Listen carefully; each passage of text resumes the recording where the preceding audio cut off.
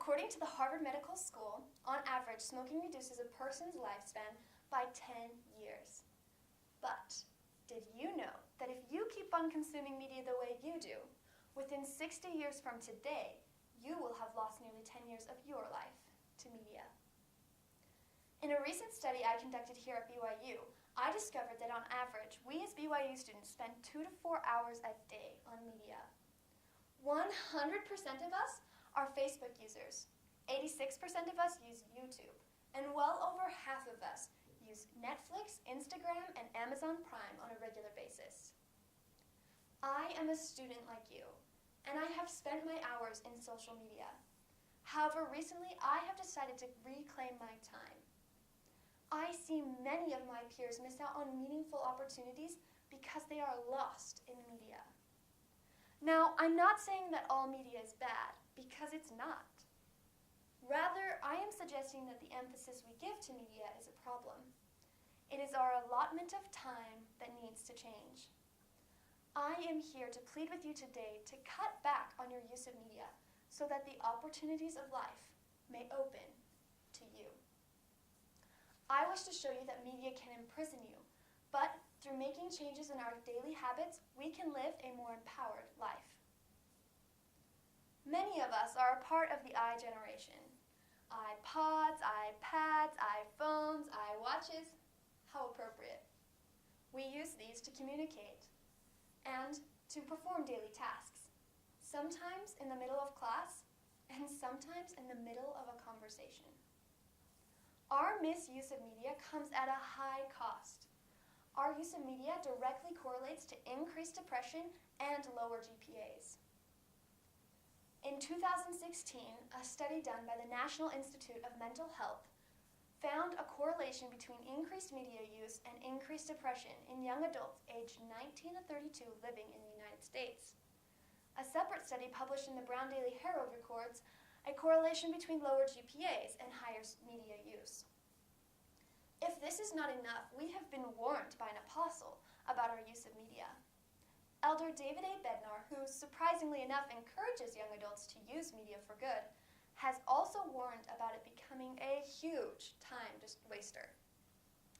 He states, "A young man or woman may waste countless hours, postpone or forfeit meaningful vocational and academic achievement, and ultimately sacrifice cherished human relationships due to digital distractions, diversions, and detours that have no lasting value." Some of you may be thinking, well, I am not an obsessive media user, so therefore this does not apply to me.